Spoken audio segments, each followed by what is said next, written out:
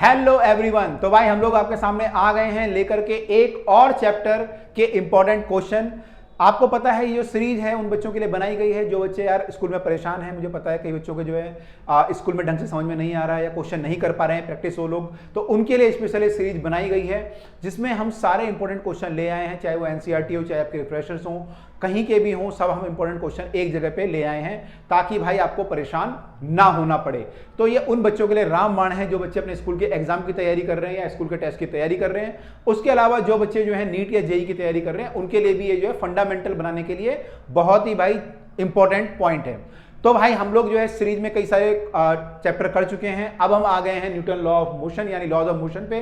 तो अब हम यहां से स्टार्ट करेंगे अगला चैप्टर लॉज ऑफ मोशन। तो यह है पहली वीडियो जिसमें हम डिस्कस करने वाले हैं बेसिक कंसेप्ट। तो भाई सब लोग जो है पेन पेंसिल लेके तैयार रहा कीजिए इस वीडियो सेशन में, क्योंकि भाई ये सेशन जो है करने वाला है, देखने वाला नहीं है। देख तो आपने बहुत सारे वीडियो लिए होंगे, वन शॉट या बाकी वीडियो, लेकिन भाई ये करने वाला है तो सब लोग जो है तैयार रहें।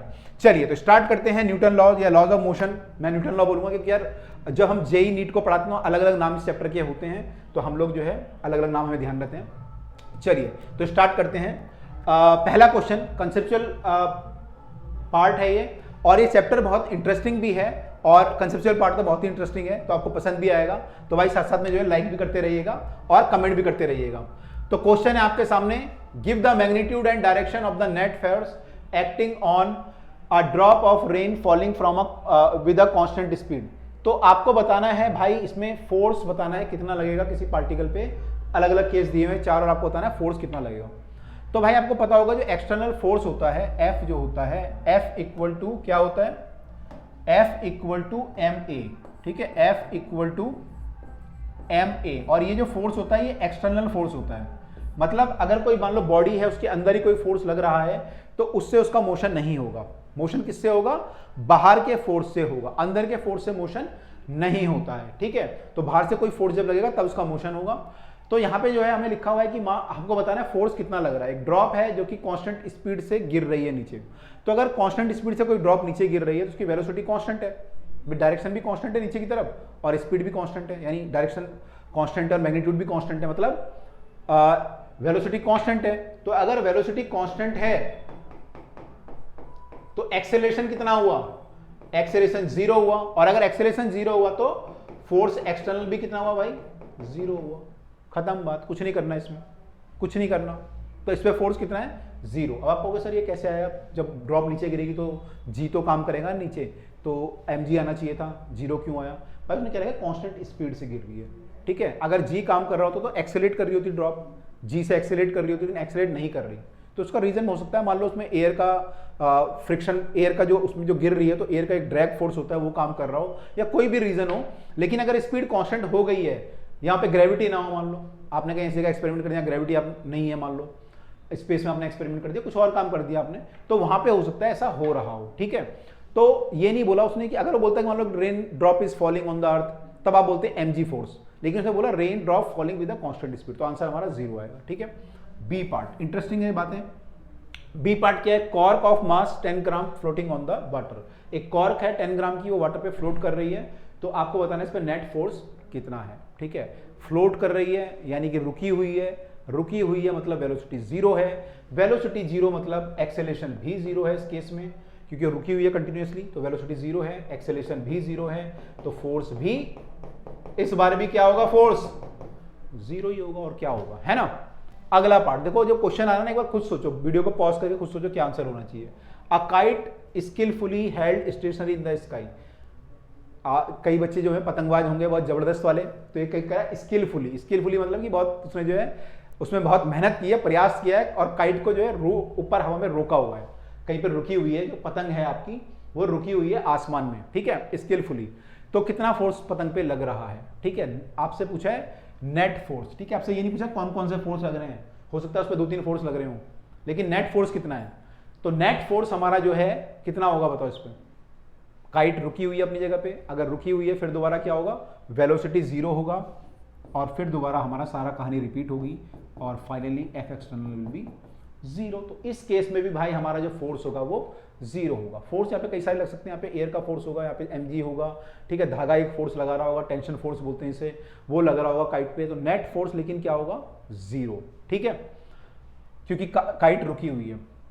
अगला question, car moving with a constant velocity 30 kilometre per hour on a rough road. एक कार जो है रफ रोड पे 30 किलोमीटर पर आवर की कांस्टेंट स्पीड से मूव कर रहा है, नेट फोर्स क्या है, नेट फोर्स क्या है, बताओ क्या आंसर होगा, वीडियो को पॉज करके। और सब लोग बताना कितने आंसर आपके सही आए, अगर आपने चारों सोचे थे तो 2 सही हुए या 3 सही हुए, कमेंट में लिख के जरूर बताना, ठीक है, जब भी आप ये वीडियो देखो।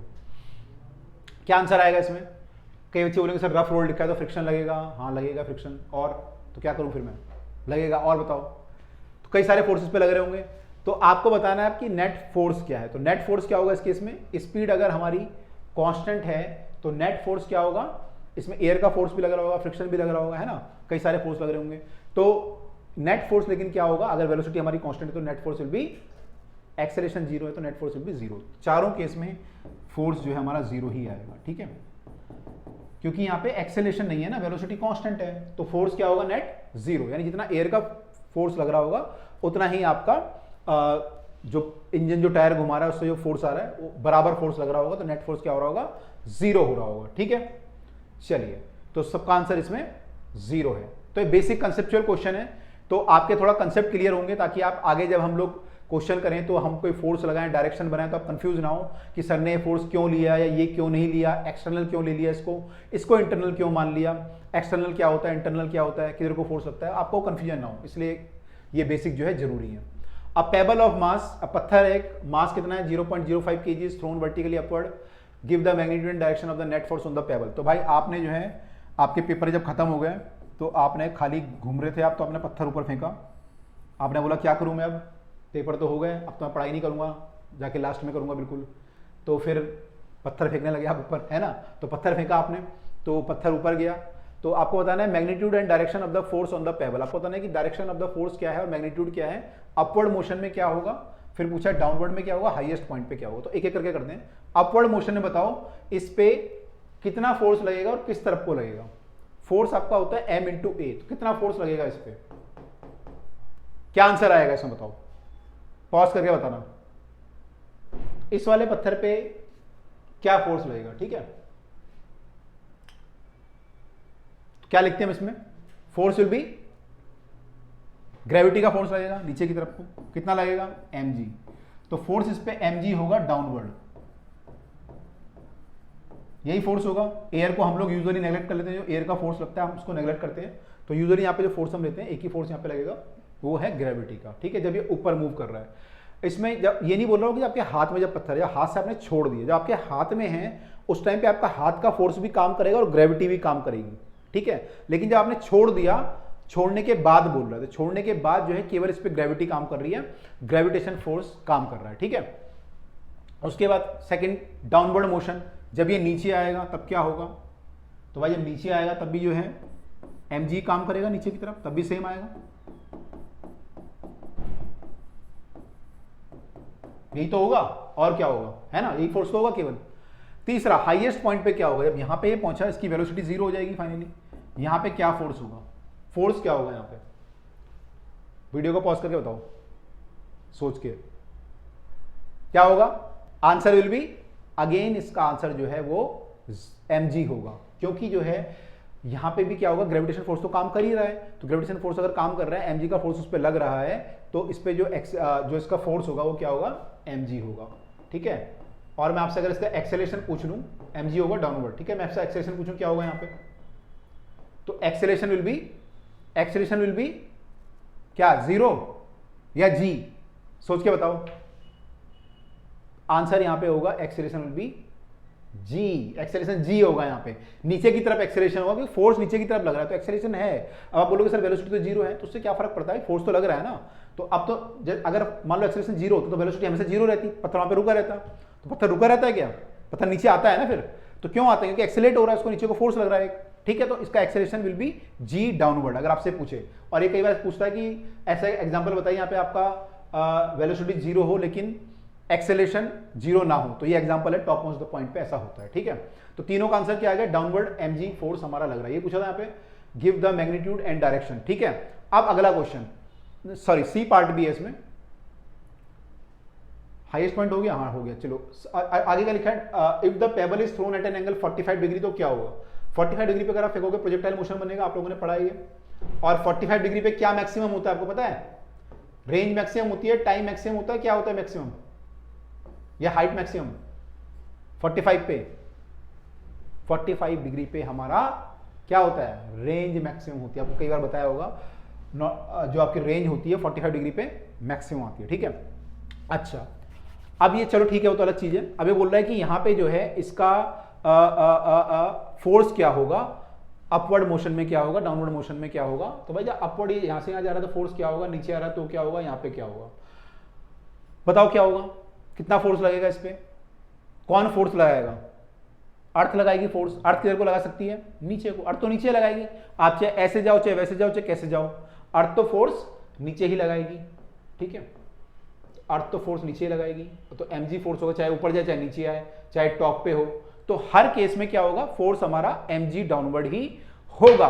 बस फर्क क्या होगा इस बार, यहां पे टॉप मोस्ट पॉइंट पे वेलोसिटी क्या होगी, जीरो नहीं होगी, वेलोसिटी जीरो नहीं होगी, ठीक है। तो यहाँ पे एक हॉरिजॉन्टल वेलोसिटी आपकी बची रहती है, जो कि इसके बराबर होती है u cos थीटा। आपने किया होगा प्रोजेक्टाइल मोशन में, तो u cos थीटा जो होती है कांस्टेंट होती है, तो यहाँ पे भी u cos थीटा वेलोसिटी बची रहेगी। तो वेलोसिटी यहाँ पे होगी, लेकिन जो है एक्सेलेरेशन डाउनवर्ड g ही रहेगा हर केस में। यहाँ पे आपसे ये भी पूछ सकते हैं कि टॉप मोस्ट पॉइंट पे बताओ एक्सेलेरेशन में और वेलोसिटी में कितना एंगल है। तो ऐसे क्वेश्चन बनते हैं, है ना, क्वेश्चन कोई बाहर से नहीं आते, ऐसे बनते हैं कि बताओ यहाँ पे एक्सेलेरेशन में और वेलोसिटी में कितना एंगल है, तो कितना एंगल होगा कमेंट में लिख के बताना, ठीक है। चलो, वैसे परपेंडिकुलर है, आपको हिंट दे देता हूं मैं। चलो, तो ये डन है हमारा, ठीक है। तो ये हमने कर लिया। कॉन्सेप्चुअल क्वेश्चन है, ये आपके बेसिक कंसेप्ट को बनाएंगे। जो आपके कंसेप्ट कमजोर होते हैं ना, जो भी लोग नीट वाले हैं, जेई वाले हैं या बोर्ड वाले हैं, उनके कंसेप्ट क्लियर नहीं होते कई होंगे, तो ये उसके लिए इंपॉर्टेंट टॉपिक है। और ये आते भी हैं पेपर में, है ना, ऐसा नहीं है कि क्योंकि इंपॉर्टेंट क्वेश्चन है तो आते भी हैं। अगला question, give the magnitude and direction of the net force acting on a stone 0.1 kg just after it is drop from a window of a stationary train. एक ट्रेन रुकी हुई है स्टेशन पे और आपने पत्थर नीचे फेंका। करना मत वैसे, नहीं तो आजकल जो है बड़े जुर्माने लग रहे हैं, ऐसे काम करना मत। लेकिन आपने मान लो फेंका, आपने ट्रेन आपकी रुकी हुई थी कहीं पे, बीच में रुकी हुई थी खेतों में कहीं, और आपने वहां पे पत्थर नीचे फेंका, तो इस पे जो है नेट फोर्स कितना होगा जब आपने छोड़ दिया, जस्ट आफ्टर ड्रॉप कितना फोर्स होगा बताओ, क्या होगा? आंसर विल बी, कितना फोर्स होगा? mg। भाई नीचे की तरफ फोर्स लगेगा ना, अर्थ लगाएगी, और कौन लगाएगा फोर्स? आपने तो छोड़ दिया, ट्रेन ने पकड़ा नहीं उस पत्थर को, है ना, तो कोई और तो लगा नहीं रहा फोर्स, कौन लगा सकता है? अर्थ लगा सकता है, ग्रेविटेशन फोर्स mg। तो फोर्स कितना होगा इस केस में? फोर्स विल बी mg, ठीक है, समझे जी, नहीं समझे जी, mg फोर्स होगा नीचे की तरफ को। अगला क्वेश्चन, दोबारा आपने स्टोन को ड्रॉप किया, लेकिन अब की बार क्या था, स्टोन ट्रेन जो है मूव कर रही थी 36 किलोमीटर प्रति घंटे से, तो आपने स्टोन को ड्रॉप किया, तो इस बार कितना फोर्स लगेगा? तो आपने विंडो से स्टोन को ड्रॉप किया, तो क्या होगा, स्टोन में कितना फोर्स लगेगा? क्या आंसर होगा इसका? इसका आंसर क्या होगा? अच्छा, स्टोन का पाथ क्या होगा? स्टोन का पाथ अगर आप देखोगे तो पैराबोलिक होगा। ऐसे हमने क्वेश्चन भी किया ना पैराबोलिक, कि आपने जहाज से कोई फेंक दिया, कोई चीज मान लो चलते हुए जहाज से कोई थैला फेंक दिया, बॉम्ब फेंक दिया, तो ऐसे जाता है, या फिर ट्रेन से आपने छोड़ दिया, कार से छोड़ दिया, तो ऐसे जाता है पैराबोलिक। इसकी हमने क्वेश्चन भी ड्राइव की होगी, है ना, आप लोगों ने देखा होगा। तो यहाँ पे इसका पाथ पैराबोलिक बनेगा। इससे पूछा फोर्स कितना लगेगा, तो फोर्स कौन लगा रहा है यहाँ पे?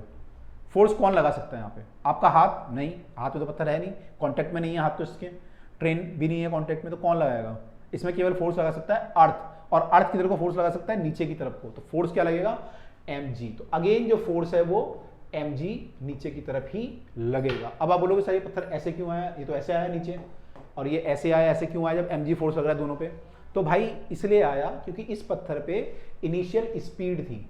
क्या थी? इनिशियल स्पीड हॉरिजॉन्टल डायरेक्शन में थी। क्यों थी? क्योंकि ट्रेन मूव कर रही है। अगर ट्रेन मूव कर रही है तो पत्थर में भी स्पीड आ जाएगी, because of inertia of motion होता है। बिकॉज ऑफ इनर्शिया मोशन के कारण इसमें भी जो है स्पीड आ जाएगी। मान लो बस में बैठे होते हो तो बस की स्पीड आप में आ जाती है, तो अगर आप बस से बाहर कूदते हो तो क्या होता है, आपकी बॉडी जो है आगे को मूव करती है, तो आप गिर भी सकते हो।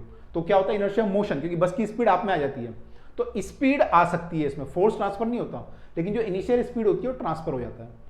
ठीक है, इनिशियल जो इसकी स्पीड होगी इसमें भी ट्रांसफर हो जाएगा, तो जो इसकी स्पीड होगी 36 किलोमीटर पर आवर की, वही पत्थर की स्पीड भी हो जाएगी इनिशियल। उसके बाद फिर इसमें जी काम करेगा तो उसकी फिर स्पीड धीरे धीरे ऐसे होती जाएगी, नीचे की तरफ भी आप एक्सेलरेशन होगा तो स्पीड आपकी इधर को हो जाएगी। तो स्पीड तो ऐसी है इसकी और इनिशियल, लेकिन फोर्स नीचे की तरफ mg ही है, इसलिए पार्टिकल ने पैराबोलिक पाथ बनाया। ठीक है, same stone is dropped from the window of an train acceleration. मान लो ट्रेन एक्सेलेरेट भी कर रही होती कि 36 किलोमीटर पर आवर की स्पीड भी और एक्सेलेरेट भी कर रही है, तो क्या होगा, कितना फोर्स लगेगा। तो भाई उस केस में भी क्या होगा, देखो उस केस में भी फोर्स कौन लगाएगा, अर्थ लगाएगी। फोर्स अब भी mg होगा, फोर्स अब भी mg होगा। अच्छा 1 मीटर पर सेकंड स्क्वायर से कोई असर पड़ेगा क्या, ट्रेन की एक्सेलरेशन से कोई असर पड़ेगा, कोई असर नहीं पड़ेगा। क्यों नहीं पड़ेगा, अब आप बोलोगे सर स्टोन का एक्सेलरेशन भी हो जाएगा 1 metre per second square horizontal direction में जब वो बाहर जाएगा, नहीं होगा। क्यों नहीं होगा, देखो जब आपने स्टोन को छोड़ दिया तो जो ट्रेन की स्पीड थी वो स्टोन में आ गई, ये वाली स्पीड, ठीक है, लेकिन एक्सेलरेशन नहीं आता। अगर एक्सेलरेशन हो जो ट्रेन में होगा वो उसमें ट्रांसफर नहीं होता है। अगर ट्रेन में कोई एक्सेलरेशन है भी तो स्टोन में ट्रांसफर नहीं होता है, क्योंकि इनर्शिया मोशन होता है ना, उसका जो है केवल मोशन ट्रांसफर होता है, एक्सेलरेशन ट्रांसफर नहीं होता है। तो अगर इसकी acceleration 1 metre per second square है ट्रेन की, तो स्टोन का एक्सेलरेशन नहीं होगा। वो तो डिपेंड करेगा फोर्स उस पर कौन से लग रहे हैं, mg लग रहा है तो उसके अकॉर्डिंग एक्सेलरेशन आएगा, लेकिन इसका एक्सेलरेशन इसमें ट्रांसफर नहीं होता है। तो भाई एक्सेलरेशन विल बी जीरो इस केस में। तो हॉरिजॉन्टल डायरेक्शन में कोई एक्सेलरेशन नहीं होगा, चाहे आपकी यूनिफॉर्म स्पीड से ट्रेन चल रही हो या फिर कांस्टेंट एक्सेलरेशन से चल रही हो, एक्सेलरेशन नहीं होगा, केवल इसकी स्पीड ट्रांसफर हो जाएगी और फोर्स तो आपका दोबारा क्या होगा, mg ही लगेगा नीचे की तरफ को, तो स्टोन फिर दोबारा जो है ऐसे गिरेगा। ठीक है, तो आई होप ये कंसेप्ट क्लियर हुआ होगा सबको। तो ध्यान रखिएगा इनर्शिया मोशन जो है एक्सेलरेशन पे वैलिड नहीं होता है। D part, same stone is drop from a window of a train accelerating 1 metre per second square and stone being at the rest relative to the train neglect the resistance of the air. तो air तो हमने ली नहीं है कहीं भी। Same stone is dropped from a window of a train accelerating with 1 metre per second square and stone being at rest relative to the train.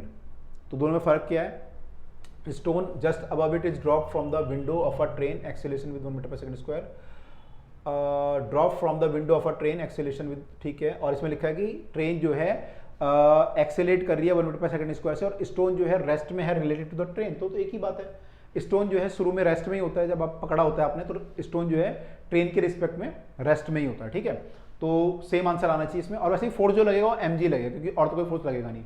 तो एक बार आंसर भी चेक कर लेते हैं, आप आंसर दिए होंगे। तो पहला वाला केस था जो आपने उसको नीचे ड्रॉप किया था रुकी हुई ट्रेन में, तो जीरो आया था, वर्टिकली डाउनवर्ड गिरा था। अगले वाले में ट्रेन मूव कर रही थी कांस्टेंट वेलोसिटी से, एक्सेलरेशन हमारा जीरो था, no force act on the stone due to this motion, force is same as mg, और स्टोन जो है वर्टिकली फिर दोबारा नीचे गिर जाएगा। ठीक है, नहीं वर्टिकली नहीं गिरेगा इसमें, हाँ ये फोर्स वर्टिकली एक्ट करेगा, फोर्स विल एक्ट वर्टिकली, लेकिन स्टोन गिरेगा पैराबोलिकली। ठीक है, अगला क्या है, train is running with acceleration, train run कर रही है एक्सेलरेशन से, additional force ma act on the stone in the horizontal direction. जब वो ट्रेन में है तब, जब वो ट्रेन में है तब की बात कर रहा है वो, but once stone is drop from the train, तो अब जो है फोर्स जीरो हो जाएगा। तो फोर्स कौन सा बचेगा, केवल यही बचेगा mg, जो कि वर्टिकली डाउनवर्ड एक्ट कर रहा है, वही फोर्स बचेगा। और लास्ट क्या ऑप्शन था, इसको एक बार देख लेते हैं डिफरेंस क्या है। As stone is lying in the floor of the train acceleration is same as the train, ठीक है, force acting is m into a, the force is along the horizontal direction, note the, okay रुको रुको रुको रुको रुको, क्या बोला था क्वेश्चन में इसने, same stone above just after it is dropped from the window of a train accelerating one, the stone being at the rest relative to the train। अच्छा, इससे मुझे ऐसा लग रहा है ये बोल रहा है कि स्टोन को ड्रॉप नहीं किया हमने, स्टोन को ट्रेन में रखा हुआ है। इसके आंसर देख के लग रहा है कि स्टोन को जो है ट्रेन के अंदर रखा हुआ है। As the stone is lying on the floor of the train, अगर वो ट्रेन के फ्लोर पे रखा होता तो क्या होता उस पर फोर्स, तो फोर्स हमारा m into a होता है, तो फोर्स हमारा m into a होगा, तो ठीक है m into a होगा उसमें, और ये हॉरिजॉन्टल डायरेक्शन में एक्ट करेगा। तो इस केस में अगर वो स्टोन ट्रेन में रखा हुआ है, तो आई थिंक वो डी वाला पार्ट गलत लिखा था क्वेश्चन में। तो क्वेश्चन ये है कि अगर ट्रेन चल रही है आपकी, एक्सेलेट कर रही है और स्टोन यहाँ पे रखा हुआ है, तो इस पे फोर्स कितना होगा। तो देखो ये एक्सेलेट कर रहा है, तो इस पे जो फोर्स आएगा वो m into a के बराबर आएगा। ठीक है, तो m into a इस पे फोर्स लग रहा है, कौन लगा रहा है फोर्स, वो फोर्स एक्चुअली जो आएगा फ्रिक्शन के कारण आएगा, जो नीचे फ्रिक्शन होगा उसके कारण इस पे एक्सेलेरेशन होगा सामने की तरफ। ठीक है, अब आप बोलोगे सर mg भी काम कर रहा होगा, हाँ mg भी कर रहा होगा, लेकिन mg फोर्स जो है नीचे काम कर रहा होगा, और mg अगर नीचे काम कर रहा है तो नीचे क्यों नहीं जा रहा है स्टोन, इसलिए नहीं जा रहा क्योंकि वो किसी सरफेस के ऊपर रखा हुआ है, जो ट्रेन का सरफेस है उसके ऊपर रखा हुआ है। तो जब ये नीचे की तरफ जाएगा तो इसका सरफेस क्या होगा, इसको पुश करेगा, तो सरफेस भी एक फोर्स लगाएगा ऊपर की तरफ को, उसको हम क्या बोलते हैं, फोर्स को क्या बोलते हैं, उसको हम बोलते हैं रिएक्शन या फिर नॉर्मल रिएक्शन, तो नॉर्मल रिएक्शन फोर्स लगेगा इस पे, जो कि इसको नीचे घुसने नहीं देगा स्टोन को इसके अंदर, है ना। कोई भी चीज मान लो मैं ये पेन को अपने हाथ के ऊपर रख दूं, तो मेरा हाथ क्या हो रहा है, इस पे नॉर्मल फोर्स लगा रहा है, नहीं तो पेन तो नीचे जाएगा mg से, तो हाथ क्यों नहीं जा रहा है, क्योंकि हाथ इस पे नॉर्मल रिएक्शन लगा रहा है। तो यहाँ पे नॉर्मल रिएक्शन एक लग रहा होगा जो कि mg को बैलेंस कर रहा होगा। तो नेट फोर्स अगर मैं पूछूं तो ये तो क्या आएगा, ये दोनों तो बैलेंस हो जाएंगे, केवल क्या बचेगा m इंटू ए, तो मास इंटू एक्सेलरेशन से हमारा आंसर आ जाएगा। ठीक है, तो आई होप क्लियर हुआ होगा आपको कि अगर हम कोई बॉडी हमने रखी हुई है और वो जो है एक्सेलेट कर, मतलब आपने कोई मान लो स्टोन रखा हुआ है कार के अंदर या ट्रेन के अंदर और कार एक्सेलेट कर रही है, तो जो एक्सेलरेशन कार का होगा वही स्टोन का भी होगा, तो उसमें फोर्स क्या लगेगा, m into a, net force. Okay, अगला question, explain why passenger are thrown forward from the seat when speeding bus stop suddenly. जब चलती हुई बस एकदम से ब्रेक लगता है तो आगे की तरफ गिरते हो आप, ऐसा क्यों होता है, अभी आपसे डिस्कस किया था। It is because of inertia of motion के कारण ऐसा होता है, क्योंकि जब आप बस में बैठे हो तो बस मूव कर रही है, आपकी बॉडी भी मूव कर रही है, पूरी की पूरी बॉडी। अब एकदम से ब्रेक लगा तो बस रुक गई। बस जब रुकी तो बस के ऊपर भाई आपका जो नीचे वाला पोर्शन आप बैठे हुए हो वो रुक गया, लेकिन ऊपर वाला पोर्शन अभी भी आगे मूव कर रहा है, क्योंकि उसको नहीं पता भी कि रुकना है, तो अभी भी मूव कर रहा है, तो आगे को एकदम से चला जाता है और फिर आपको झटका सा लगता है, फिर आप रुकते हो, है ना। तो ऐसे में कई बार चोट भी लग जाती है। तो this is because of inertia of motion. इसलिए हम कहते हैं, इसलिए हम क्या बोलते हैं कि पूरे पार्ट को बस से बांध के रखो, यानी कि सीट बेल्ट का यूज करें, है ना। तो सीट बेल्ट का यूज करते हैं हम लोग, क्यों करते हैं, इसलिए करते हैं कि एकदम से पूरा पार्ट हमारा रेस्ट में आ जाए, ऐसा ना हो कि आधा पार्ट आगे रेस्ट में और आधा मूव कर जाए। ठीक है, तो ये क्यों होता है, because of inertia of motion. तो आगे लिखा होगा आई होप। तो when bus come to the complete stop, bottom of the body in touch with the seat, वो रुक जाती है, अपर पार्ट मूव करता रहता है, तो बॉडी जो है मोशन में रहती है, एज उसके कारण जो है वो जो है आगे गिरता है। तो मेन रीजन क्या है इसका, because of inertia of motion. यहाँ पे लिखा नहीं है, कहीं पे लिखा नहीं है, तो इनर्शिया ऑफ मोशन आप लोगों को जरूर लिखना है, वो आपके लिए इंपॉर्टेंट पॉइंट है। कुछ पॉइंट इंपॉर्टेंट होते हैं जो आपको छोड़ने नहीं है। इनर्शिया ऑफ मोशन आप लिखोगे, अंडरलाइन भी करोगे, तो ये बहुत जरूरी है। ठीक है, चलिए आगे मूव करने अगले क्वेश्चन पे। अगला क्वेश्चन क्या है, write two consequences of Newton second law. Newton का जो सेकंड लॉ है उसके दो कॉन्सिक्वेंसेज, उसके क्या उससे इंटरप्रिटेशन आप निकाल सकते हो, क्या होता है। न्यूटन का सेकंड लॉ बोलता है F equal to m into a, F external in fact बोलूंगा m इंटू ए। तो इससे क्या निकाल सकते हो आप, इससे एक तो हम ये निकाल सकते हैं कि जब तक हमारा F 0 होगा, ए भी हमारा क्या होगा, 0 होगा। यानी किसी बॉडी को मूव करने के लिए क्या चाहिए, फोर्स, और वो भी कैसा फोर्स, एक एक्सटर्नल फोर्स। इंटरनल फोर्स से काम नहीं चलेगा, बाहर से फोर्स चाहिए जो उसको मूव करा पाए। तो F एक्सटर्नल जब तक नहीं होगा तब तक A हमारा 0 होगा। ठीक है, दूसरा हम क्या कर सकते हैं, यहां से हम m की वैल्यू निकाल सकते हैं कि एक मास जो होता है वो F बाई A होता है। ठीक है, मास जो है F बाई A होता है, तो यहां से हम m की वैल्यू निकाल सकते हैं, इसको हम बोलते हैं इनर्शियल मास।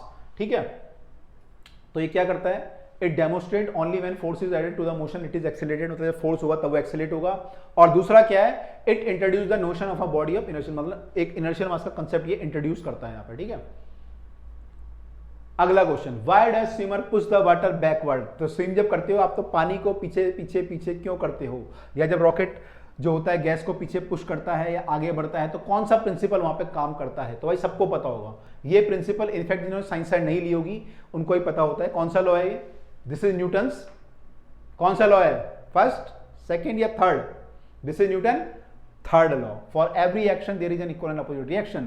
तो जब वाटर को पीछे पुश करते हैं तो वाटर हमें आगे को धक्का मारता है, वाटर को पीछे पुश किया, वाटर ने आपको आगे धक्का मारा, आप आगे बढ़ते गए, पानी पीछे होता गया। तो स्विमर जो है इसलिए वाटर को पीछे पुश करता है ताकि उसको आगे को एक पुश मिले। तो न्यूटन का थर्ड लॉ बोलता है कि भाई ऐसा करना जरूरी है। As per Newton third law we know that one body exert a force on another body, first body experiences a force equivalent to the magnitude in opposite direction, as a result तो जो है swimmer पीछे water को push करता है और swimmer आगे बढ़ता जाता है। आगे बढ़ता जा बंधु आगे बढ़ता जा, है ना, तो आगे बढ़ता जाता है। ठीक है, वीर तुम बड़े चलो, धीर तुम बड़े चलो, सामने पहाड़ हो सिंह की दहाड़ हो, तो आगे बढ़ता जाता है। ठीक है, चलिए, action and reaction force do not balance each other. Action और रिएक्शन फोर्स आपस में बैलेंस क्यों नहीं करते, क्यों बैलेंस नहीं करते, दोनों बराबर हैं, इक्वल एंड अपोजिट है, तो बैलेंस करेंगे तो क्या होगा, नेट फोर्स 0 हो जाएगा। तो कोई चीज दुनिया मूव ही नहीं करेगी, कोई चीज दुनिया में मूव ही नहीं करेगी, क्योंकि एक्शन रिएक्शन हमेशा बराबर होता है। तो दोनों बराबर और अपोजिट होते हैं तो कैंसिल हो जाएंगे ना, 0 हो जाएगा नेट फोर्स। ऐसा क्यों नहीं होता, नेट फोर्स 0 क्यों नहीं होता, अभी हमने पिछला क्वेश्चन किया था, वहां पे क्यों जीरो नहीं हुआ? आपने पानी को पीछे धक्का जब मारा, एक्शन रिएक्शन बराबर थे, तो जीरो क्यों नहीं हुआ? Net force. तो भाई जब भी हम फोर्स निकालते हैं किसी बॉडी पे निकालते हैं। सोच, अगर आप लोग अभी वीडियो को पॉज करके थोड़ा सोचना है ना, तो जब भी हम किसी फोर्स निकालते हैं किसी बॉडी पे निकालते हैं, एक बॉडी पे, ठीक है। अब जब आपने स्विमर ने पीछे पानी को धक्का दिया तो पानी ने स्विमर को आगे धक्का दिया, तो एक्शन लगा, मान लो पानी को पीछे धक्का मारना एक्शन है, तो मैंने एक्शन लगाया पानी पे, और रिएक्शन किस पे हुआ? मेरे हाथ पे या मेरी बॉडी पे। तो एक्शन और रिएक्शन जो हो रहे हैं वो अलग अलग बॉडी पे हो रहे हैं, एक पानी पे हो रहा है, एक आपकी बॉडी पे हो रहा है। अगर दोनों मान लो मेरे पे ऊपर हो रहे होते हैं कि पीछे को फोर्स भी मेरे पे लग रहा है और आगे को भी मेरे पे लग रहा है, तो नेट फोर्स क्या हो जाएगा? Net force will be zero. Net force will be zero in that case. तो जब भी जो है एक्शन और रिएक्शन फोर्स जो है लगते हैं, एक्चुअली वो डिफरेंट बॉडी पे लगते हैं, तो आपस में क्या कर लेते हैं, वो अपने को बैलेंस कर लेते हैं। सॉरी, बैलेंस नहीं करते हैं क्योंकि अलग अलग बॉडी पे लग रहे होते हैं, तो नेट फोर्स जो है कभी भी जीरो नहीं आता है, अदरवाइज जीरो आता वो। तो because the force of action and response are always operate on two separate bodies, तो एक्शन एंड एक्शन जो है कभी भी बैलेंस नहीं करते। अगर वो बैलेंस करते भाई दुनिया में सब कुछ मुश्किल हो जाता, दुनिया बिल्कुल जड़ हो जाती, रुक जाती दुनिया। ठीक है, डन। आगे चलें, अगला question. A person sitting in a compartment of a train moving with uniform speed. Train के बड़े क्वेश्चन आते हैं यार, फिजिक्स वालों को ट्रेन में बैठना चाहिए एक ना एक बार, है ना। फिजिक्स वालों को ना ट्रेन में बैठना चाहिए और लंबी यात्रा जरूर करनी चाहिए, पत्थर फेंक के देखना, कॉइन को टॉस करना, वो सब काम जो है फिजिक्स वाले को एक बार करने जरूर चाहिए लाइफ में, ठीक है। तो मैं भारतीय रेलवे से गुजारिश करूंगा कि फिजिक्स वाले बच्चों को फ्री में जो है ट्रेन का सफर करवाया जाए। तो person is sitting in the compartment of a train moving with a uniform speed, throws a ball in upward direction, what path of the ball will appear to him. तो उसको क्या पाथ उसका appear होगा? What do to a person standing outside. और कोई आदमी अगर बाहर खड़ा है उसको क्या पाथ अपीयर होगा? तो भाई एक्सपेरिमेंट करके देख लेना, है ना, क्या पाथ अपीयर होगा। बैठ जाना ट्रेन में। अच्छा देखो क्या होगा, मैं बैठा हूं ट्रेन में, यूनिफॉर्म स्पीड से ट्रेन मूव कर रही है, मैंने बॉल को ऊपर फेंका, तो मुझे क्या पाथ, पहले मेरे को क्या दिखेगा? तो देखो भाई, जब मैं बॉल को ऊपर फेंकूंगा तो मैंने मान लो उसको स्पीड v दी, तो क्या ये ऊपर जाएगी v स्पीड से? ट्रेन तो मूव कर रही है, ठीक है, ये ट्रेन है, हालांकि ट्रेन दिख नहीं रही, बॉगी दिख रही है, मान लो ट्रेन है यार, मान लो, ठीक है, चलो डब्बा बनाया था मैं, ये लो, अब ठंडी लगेगी ना आपको, ठीक है, डब्बा बना दिया, ठीक है। आपने ऊपर फेंका इसको, तो क्या ये ऊपर जाएगा ऐसी, या इसमें इनर्शिया मोशन भी काम करेगा? अभी हमने डिस्कस किया था इनर्शिया मोशन, कि अगर कोई ट्रेन मूव कर रही है और उसमें कोई पत्थर रखा हुआ है तो ट्रेन की स्पीड पत्थर में भी आ जाती है। तो ट्रेन आगे को मूव कर रही है तो उस पत्थर में एक आगे की तरफ भी स्पीड आ जाएगी ना, मान लो ये यू है तो इसमें यू भी आ जाएगा, तो उसमें दो स्पीड होगी पत्थर में। तो आपने भले ही ऊपर फेंका लेकिन एक्चुअली ये यू जाएगा इसके बीच में, मतलब यू बीच में जाएगा तो कुछ एंगल पे जाएगा, तो ऐसा पैराबोलिक पाथ बनाएगा यू, ठीक है, राइट। अब जो है, अच्छा आपको क्या ये आपके हाथ में गिरेगा क्या दोबारा? जब आपने ऊपर फेंका तो आपके हाथ में गिरेगा, ये क्या होगा? देखो जो स्टोन है उसमें क्या स्पीड है? हॉरिजॉन्टल डायरेक्शन में कौन सी स्पीड है? ट्रेन की स्पीड इसमें है, यानी इसकी स्पीड हमेशा यू रहने वाली है। देखो हॉरिजॉन्टल में कोई फोर्स तो काम कर नहीं रहा, तो हॉरिजॉन्टल में जो स्टोन की स्पीड थी वो यू थी शुरू में, अब भी यू रहेगी हमेशा, तो यू रही। और आपकी स्पीड क्या है? आपकी भी हॉरिजॉन्टल स्पीड यू ही है। तो जितना आगे ये आएगा एक्स में, उतना ही आप भी आओगे एक्स में। भाई जितना स्टोन आगे चला यू इंटू टी, आप भी यू इंटू टी आगे चलोगे, तो जहां पे स्टोन गिरेगा आप वहीं पहुंच जाओगे, यानी आपको आपके हाथ में ही गिरता हुआ महसूस होगा। आपको लगेगा ऊपर गया और नीचे आया, ठीक है, ऊपर गया और नीचे आया, तो आपको आपके हाथ में ही महसूस होगा, ठीक है। लेकिन बाहर अगर कोई आदमी देख रहा है तो उसको क्या लगेगा? उसको लगेगा कि स्टोन ऐसे पैराबोलिक पाथ बना के गया, तो बाहर वाले को क्या दिखेगा? बाहर वाले को पाथ क्या दिखेगा? पैराबोलिक। और अंदर बैठे वाले को क्या दिखेगा? कि स्टोन ऊपर गया और नीचे आया, ठीक है।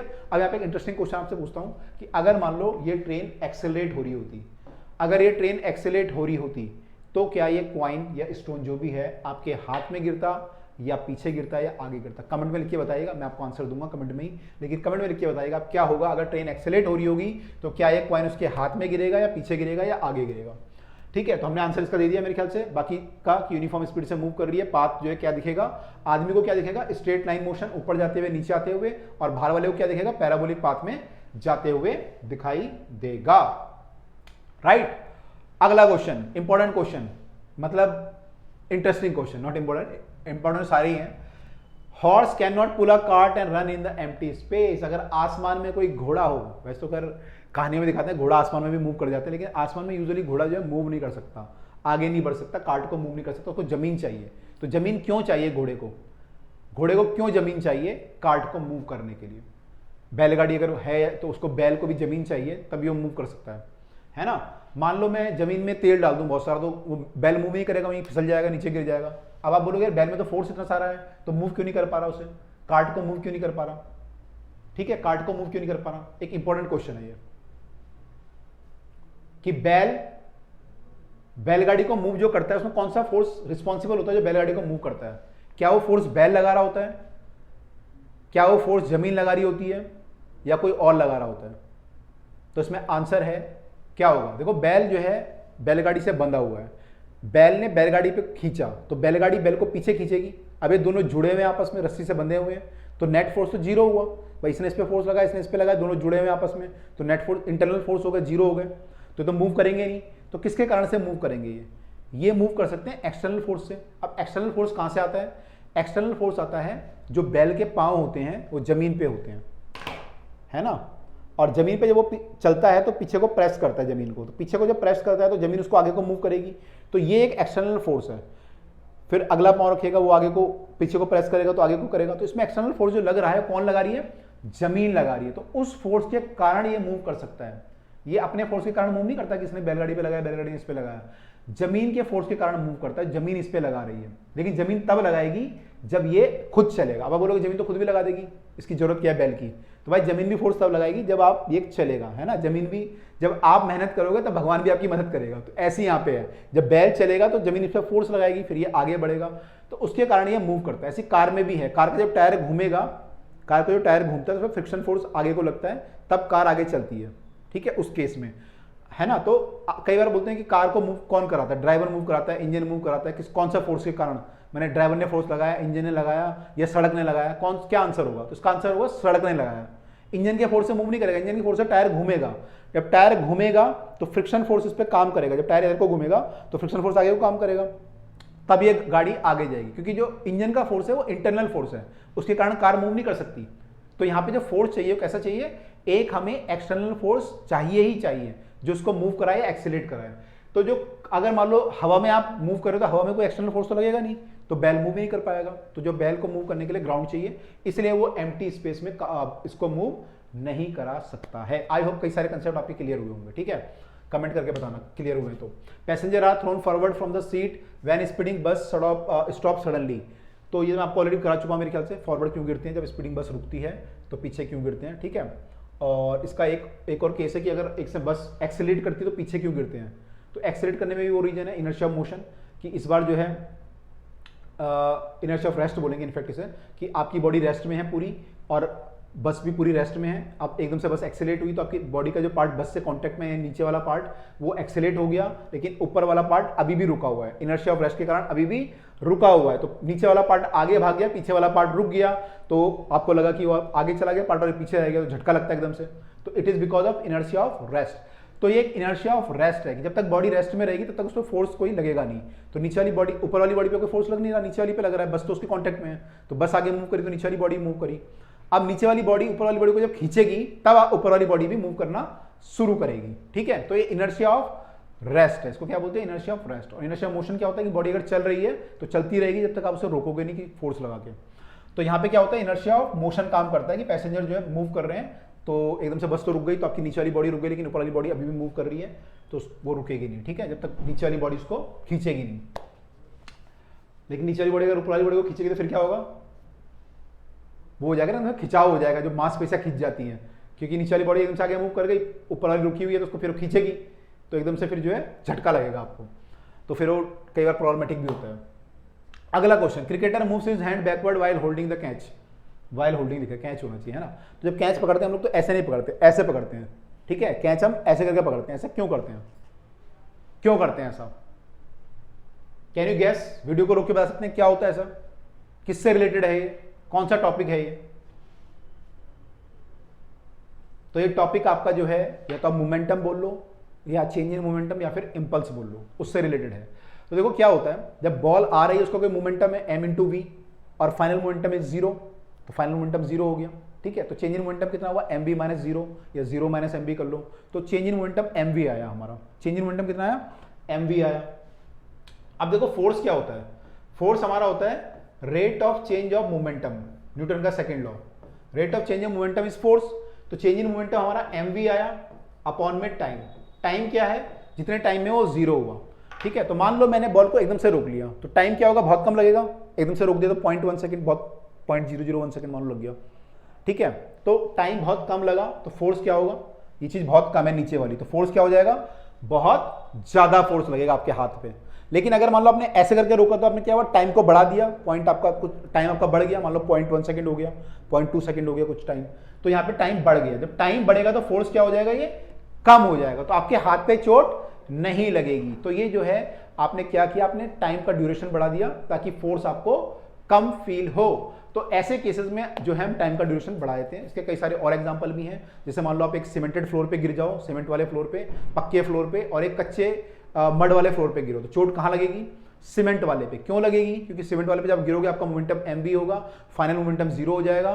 तो मोमेंटम अगर चेंज एकदम से हो गया तो चोट ज्यादा लगेगी, आपकी बोन भी ब्रेक हो सकती है। लेकिन अगर मान लो आप सैंड वाले फ्लोर पे गिरते हैं तो वहां पे क्या होगा, थोड़ा सा आप नीचे धंस जाते हो, क्योंकि सैंड में थोड़ा फ्लेक्सिबिलिटी होती है, तो आपको टाइम थोड़ा मिल जाता है जीरो करने के लिए मोमेंटम को, तो फोर्स जो है कम हो जाता है वहां पे, ठीक है। तो इसका एक एग्जांपल है। एक और एग्जांपल आप बोल सकते हैं, जब घास के जो क्रॉकरी के जो बर्तन होते हैं वो घास फूस उसमें रैप करके आते हैं, या फिर थर्माकोल में रैप करके आते हैं, या टीवी भी आपका जो होता है थर्माकोल में रैप होकर आता है। क्यों आता है, उसका भी रीजन वही है कि जब बार बार टीवी, मान लो आप टीवी को ट्रांसपोर्ट कर रहे हो ट्रक से, तो ट्रक उछलेगा तो टीवी वो भी उछलेगा, या क्रॉकरी के बर्तन उछलेंगे आपके, तो उनमें क्या होगा, बार बार मोमेंटम mv होगा, फिर जीरो mv जीरो, तो एकदम से अगर mv जीरो हो जाएगा तो फोर्स बहुत ज्यादा लगेगा, बर्तन आपके टूट जाएंगे। लेकिन अगर घास रखी हुई है तो क्या होगा, थोड़ा टाइम मिल जाएगा पुश करने के लिए, वो थोड़ा सा पुश करेगा उसको जो है घास को, तो टाइम ज्यादा मिलेगा उसको मोमेंटम को चेंज करने का, तो क्या होगा, फोर्स कम लगेगा और बर्तन जो है नहीं टूटेंगे। तो ये भाई सारे के सारे एग्जांपल आपके किसके हैं, इंपल्स के या चेंज इन मोमेंटम के एग्जांपल हैं। तो भाई यहाँ पे पूरी कहानी लिखी हुई है, इसको आप देख लीजिए। तो यहाँ पे हमने जो है भाई बेसिक कंसेप्ट आपके क्लियर कर दिए हैं। आई होप सबको पसंद आया होगा, आया है तो कमेंट जरूर करिएगा, और भाई बाकी वीडियो भी देखिएगा इसकी, जिससे बाकी चैप्टर की हैं। हम आपसे मिलेंगे अब अगली वीडियो में एक नए टॉपिक के साथ, जो फोर्स अब जो है F = ma का जो यूज करना होता है उसको हम अगली वीडियो में कवर करेंगे। तो मिलते हैं आपसे अगली वीडियो में। Till then bye and take care.